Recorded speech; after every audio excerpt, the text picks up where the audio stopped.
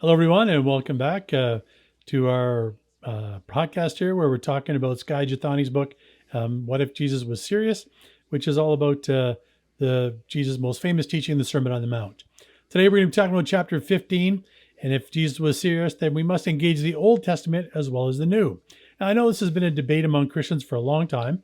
That's There are right. those who are very systematic, and they got to go through the whole Bible a chapter at a time all the way through. And then there's others who feel Jesus kind of came and we should focus on his teachings and we don't need to not just even just focus on them, but we only read the New Testament and hmm we can just disregard the Old Testament. But here Skye's actually saying that we must engage the Old Testament as well as the New.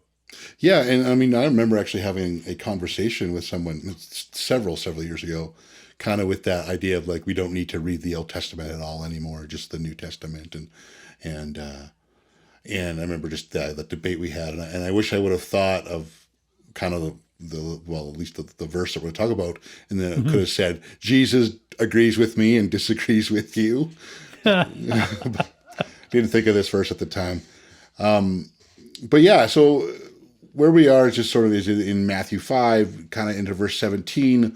And it's a lot of thought that would be actually addressing kind of what we're talking about, kind of this a similar idea at the time that there's some sort of misunderstanding, maybe for those who are listening about Jesus' stance, uh, as far as like, oh, just removing all sort of the law and the prophets, as he'll say, some, aspects of the Old Testament, or addressing critics that are saying he's throwing out all these Right.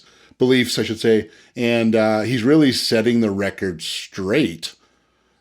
Just in case you misunderstood, this is what I really mean. And then we're looking at Matthew 5:17, where he says, "Don't misunderstand why I have come. I did not come to abolish the law of Moses or the writings of the prophets.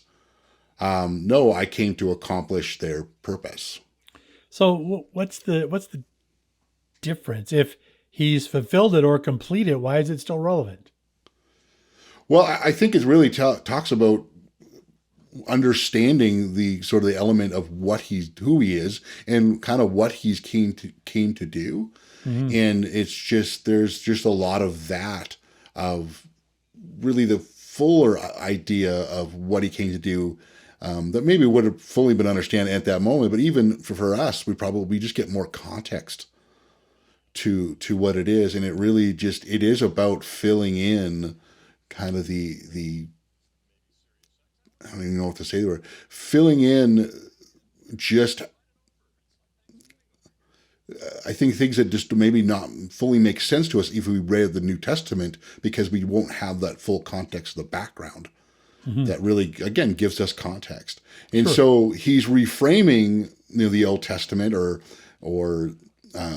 in this case where he's talking about the law and the prophets, uh, to look at it in light of himself. And I think that's really a key idea is that the Bible is not a bunch of disjointed stories and Jesus is just one of the stories. It's one complete story, I think is how Tim Mackey in the Bible Project says it, that really points to Jesus and his pivotal role in it. We don't really understand the story at all without Jesus, but with just Jesus, we're not understanding how we came up to where his part of the story is. We don't really understand the whole story. Well, and And I that's think what that's Scott a pivotal point. Yeah, and that's what Scott McKnight would write in his commentary, is that when we look at the Old Testament, we need to start saying and read it, we need to start saying, what does this say in light of that whole big gospel story, or, in light of, how do we read it with the lens of Jesus over top of it? That Right. sort of like, we'll be like, oh, aha, oh, that, like, that sort of makes a lot more sense. And again, just gives us that greater context. And it is kind of similar when we were going through John last spring. We Yep. talked about Jesus replacing the Torah and the festivals, the celebrations, with himself. Probably a further clarification when we say replacing these things is really he was coming to fulfill them, not just sort of like, oh, forget that. It's sort of like, Yeah. no, no, I was the point of that. Yeah. So the true meaning of all of those festivals and things actually are found in Jesus. So That's rather right. than being exclusive things that are just religious practices on their own, those things actually point to what Jesus was about to do. Yeah, and you could say that he actually showed the true and far grander reason why they existed. Hmm. It's just like that's where he was really going to and all that sort of stuff. And so Yeah, like it's just like, oh, this is more than what we thought. It's not just a celebration. It's exactly. it's really pointing to some serious truths about Jesus and what he did. Yeah. What I really appreciated in this though is kind of Skye contrasting sort of the actual Bible and using the word the functional Bible. Yeah. Can you just explain that for me? I know if I've obviously read the chapter too, but I think this is a really important concept for people is the what he says is the actual Bible and the functional Bible. What is the difference between the two?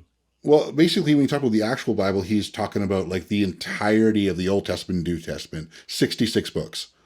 And Yep. when he talks about the functional Bible, he's talking about kind of, we just talked about, we started discussing this, the sort of the parts that we tend to read, um, the Gospels, some epistles, and very often the Psalms. People love the Psalms, and understandably Yeah. so. They sure do. My grandma loved the Psalms. My Well, mom loves the exactly. Psalms. Yeah. Well, it's being real, and Yep. that we love that. The Proverbs quite often.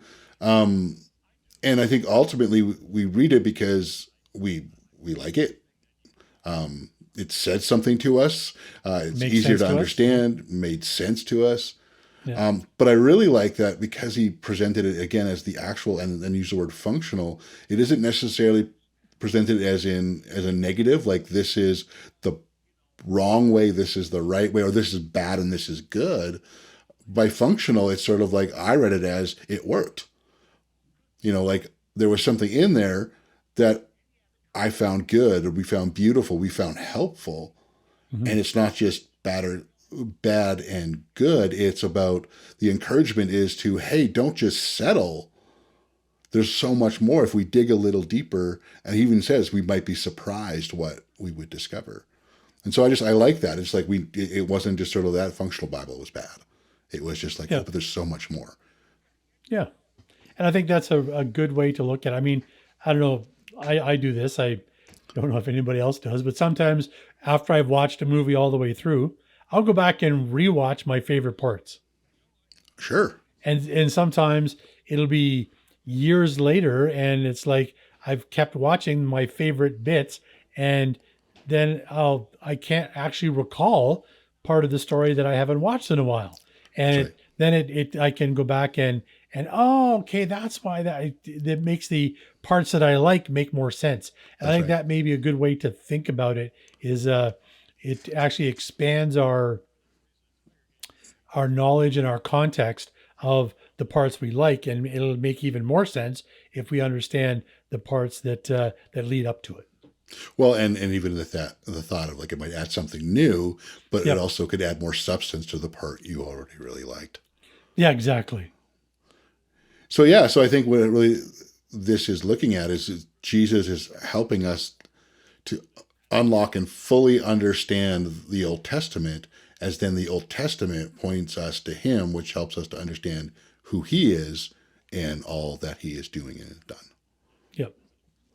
All right. Well, we hope that if you read the chapter 15 of What If Jesus Was Serious, you've gotten something good from it, and maybe even something further in this discussion has left you with good thoughts. We just encourage you to go to the questions that are for this particular chapter, to engage with those questions with a friend, within your missional community groups, and just lead to, again, further wonderful conversations, and hopefully just even the encouragement to maybe dive into some of those areas of the Bible that you've been avoiding because you just don't know how it applies exactly to you, or it's not as easy to understand.